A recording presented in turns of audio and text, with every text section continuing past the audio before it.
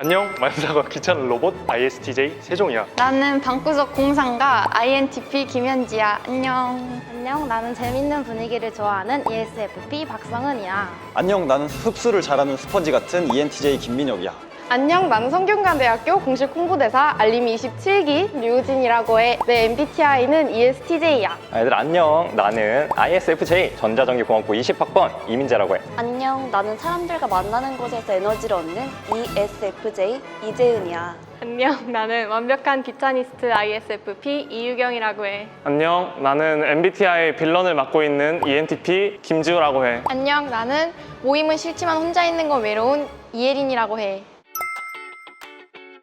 참는 편이다. 그냥 참는다. 하는 편이다. 그냥 말하는 편이다. 그냥 참는 편이다. 에? 누나는 하고 싶은 말 있으면 바로 손들면서 하잖아. 너무 그런 거야? 성격 고쳐봐야 되나? 근데 그렇게 해놓고 나 말 잘했나? 나 실수한 거 없나? 감정이 조금 격해지지 않았나? 이런 생각을 말하고 나서 조금 걱정하는? 내가 말해야지 할 때쯤에 이미 다른 주제로 넘어가 있는 경우가 많더라고. 다 선배들이나 동기들이 다 해줘가지고 최대한 일단 기다려보고 참아보려는 편인 것 같아. 말하기 싫은 게 아니라 말을 고민을 하다가 놓친 적이 더 많은 것 같아. 내 특성도 눈치를 많이 보는 성격이기 때문에 이 말을 하고 싶다가도 그냥 하지 말아야지 이러고 참는 편인 것 같아. 아니다. 아니다. 아니다. 스피치 능력이 정말 중요하기도 하고 애교심이 정말 필수 요인이기 때문에 다른 요인들을 많이 가지고 있다면 충분히 홍보대사를 할 수 있다고 생각해. 내가 진짜 아싸거든. 맨날 집에 박혀있고 유튜브 보고 진짜 뒹굴뒹굴거리는 걸 진짜 좋아하는데 이렇게 나 같은 내향적인 사람도 외향적이든 내향적이든 홍보대사를 할 수 있다고 생각해. 외향적인 성향을 가진 사람이 조금 더 많다 보니까 내향적이더라도 이끌어주고 함께 하려는 그런 점이 많은 것 같아. 특히 우리 민재 알림이를 보면 알 수 있지만 굉장히 사석에서는 약간 다소 소극적인 부분이 있는데도 알림이 활동할 때는 뭐 스피치도 엄청 잘하고 뭐 발표라 그러면 엄청 잘하고 네. 코로나 때문에 5인 이상이 안 돼서 그렇지 만약에 5인 이상 됐으면 정말 기빨려서 다음 날까지 아무것도 못했을 것 같은 생각이 들긴 했어. 너무 외향적이어서 조금 후회되는 적이 있긴 해. 우리 알림이 명륜 회의를 했었는데 그때는 이제 내가 후배 기수였어. 선배 기수가 같이 있었을 때였거든. 근데 이제 내가 술을 조금 마시고 너무 외향적인 나머지 막 선배들한테 막 가서 아는 거야. 물론 남자 선배들만. 그래서 그건 조금 내가 너무 지나치게 외향적이지 않았나. 없다. 할 수 없다. 있다. 없다. 없다. 아니다. 진짜 이게 가능해? 왜냐면 그냥 문자 그대로 딱 해석하면 아무 생각도 하지 마 하면 그냥 안 할 수 있지 않나?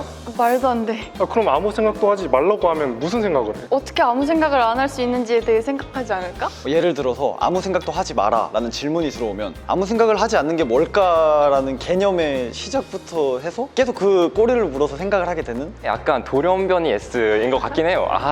근데 요즘에 이제 아무 생각하지 말라 하면 혹시 나 싫어하나? 막 화가 났나? 아무 생각 하지 말라 그러면 그냥 그대로 받아들이고 그리고 저는 아무 생각 안 하는 그 시간을 즐깁니다. 이렇게 멍 때릴 때도 아무 생각 안 하는데 나는 절대 불가. 생각하지 마. 이러면 갑자기 생각이 막 해야 될 것 같고 나는 절대 불가.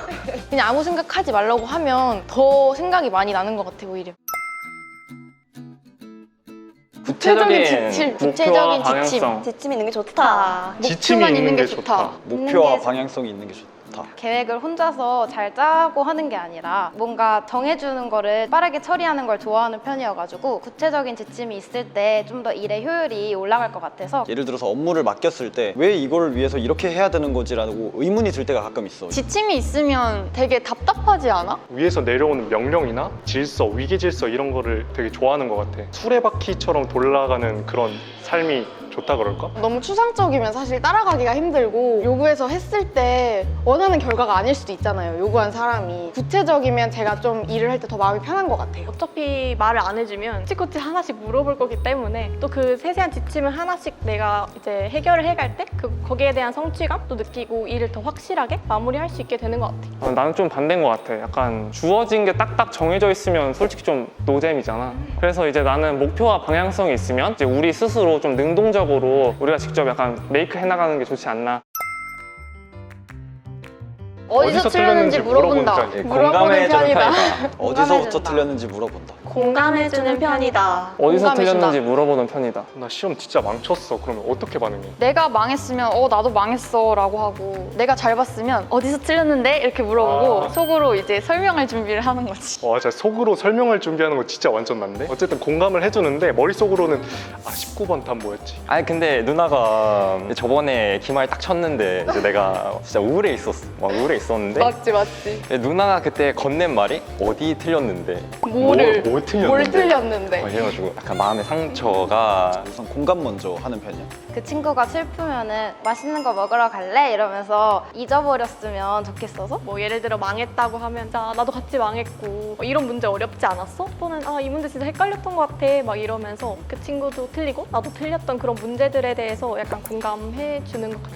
그리고 무슨 문제 틀렸는지 이런 거 물어봤자 어차피 이미 끝난 건데 뭐해라는 생각으로 근데 나는 이제 좀 다른 것 같은 게 토닥토닥 해줘봤자 기분 나쁜 거는 달라지지가 않거든. 그래서 오히려 나는 이제 어떻게 그럼 다음번에 잘 볼 수 있을지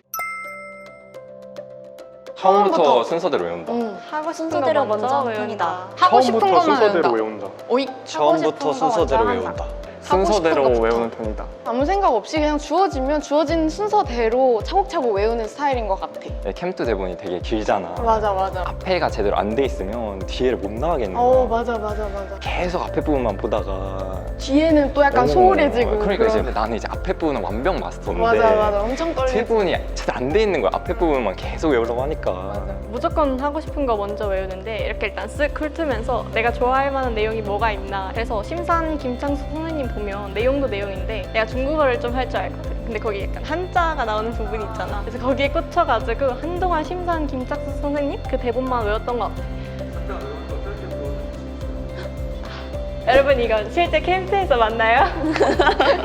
근데 순서대로 하면은 약간 안 외워지는 지문이 있잖아. 그런 건 안 건너뛰고 계속 하는 거야? 1, 2, 3, 4 이렇게 목차가 있잖아. 그럼 1 공부하고 그 다음 날에는 1 복습하고 2 공부하고 이런 식으로 그냥 쭈루룩 계속 보니까 무조건 순서대로 가지. 왜냐면 실제로 캠퍼스 투어 할 때도 그 위치를 따라서 순서대로 대본이 진행되기 때문에 나는 처음에 대충 한번 훑어본 다음에 좀 재밌거나 쉬워 보이는 그런 그 부분들을 먼저 마무리하고 어려운 건 나중에 빼놨다가 하는 편이야. 나는 하고 싶은 것부터 하는 편이야. 근데 이게 안 좋은 점은 처음부터 끝까지 다 해서 외울 게 아니면은 꼭 한두 개씩 못 외우는 부분이 생기는 것 같아. 그러면은 어느 부분이 제일 좋았어? 제일 짧았던 부분?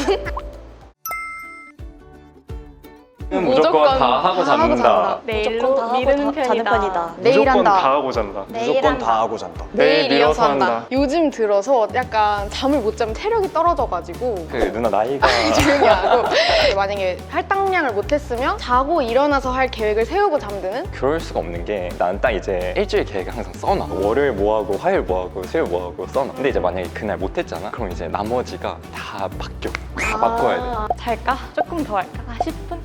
그냥 잘까? 이럴 바엔 그냥 자자 하고 불을 끄고 자는 편인 것 같아. 계획한 걸 하지 못하고 침대에 누웠을 때는 잠이 절대 안 오고 무조건 새벽까지라도 그거를 하고 잠을 드는 편이야. 잠을 안 자서라도 꼭 하는 편이야? 계획을 세울 때 있어서 너무 무리한 계획 자체를 세우지 않아. 매주마다 강의가 올라오잖아. 그럼 매주마다 강의를 듣고 이렇게 받아 적고 그 다음 주에 복습하고 약간 이렇게 해가지고 꾸준히 하거든. 할 일을 다 끝내고 이렇게 자면 너무 개운하지. 계획을 짤 때 꼭 해야 하는 일들을 아침에 몰아놓고 안 해도 크게 지장이 없는 거를 밤에 놔서 그냥 그것들은 안 해도 되는 거잖아, 말 그대로. 그래서 내일 하면 되지 이런 식으로 넘기는 것 같아. 궁금한 게 내일 만약에 중간고사야. 그러면 공부를 다 못했으면 조금 더 일찍 일어나서 하는 편이야? 나는 오히려 졸릴 때는 그냥 자고 일어났다가 다음날 아침 알람을 막 5, 6시 이렇게 맞춰놓은 다음에 진짜 와다다다 벼락치기를 하는 스타일이야. 내일 만약에 중요한 게 있는데 그걸 끝까지 다 못했다. 그러면 일단 불안해서 잠이 안 와가지고 최대한 그 짧은 시간 내에 다 끝내려고 뭐 어떻게든 쥐어짜내서 이제 나는 무조건 사실 미루는 편인 것 같아. 내가 좀 잠이 많아가지고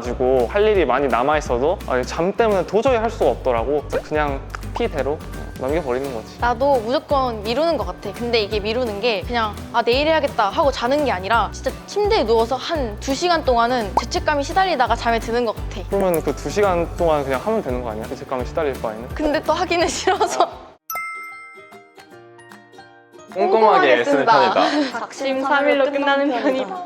꼼꼼히 삼일이다. 꾸준하게 쓴다. 꼼꼼하고 작심삼일이다. 꾸준하게 쓰는 편이다. 작심삼일로 끝나는 편이다. 또 당연히 1월 1일 되자마자 캘린더를 하나 샀지. 집에 거의 모셔뒀지만 한 이틀 쓰고 어디 있는지 잘 모르는 것 같아요, 캘린더가. 제이인 친구들은 다 캘린더를 정말 열심히 쓰고 박스 플래너도 정말 열심히 쓰는데 나는 그게 아니니까 정말 신기한 거야. 그래서 이런 걸 요즘에 들어보면 게으른 제이라고 하더라고. 처음에는 엄청 되게 구체적으로 엄청 열심히 써놨다가 한 일주일 지나면은 그게 다 사라져 있어서 이제는 더 이상 다이어리 잘 안 쓰려고 해. 나는 일단 다이어리를 안 쓰면 내 머릿속이 되게 뒤죽박죽이 돼가지고 뭐 해야 되지 막 이런 걸 까먹어서 진짜 중요한 일을 막 까먹고 약속 못 나가거나 준비해야 될 걸 못 할 때가 많아가지고 심리적으로 계속 불안해서 최대한 다이어리를 깔끔하게 꼼꼼하게 쓰려고 노력하는 편. 이제 다이어리를 쓸 때 1년치, 한 학기, 그다음 한 달, 일주일 이렇게 다 세워놓고 물론 이루지 못하는 부분들도 많지만 일단 세우는 걸 좋아하는 것 같아. 짜놓고 좀 노력을 하는 거지. 동기부여. 맞는 것 같아. 나도 이제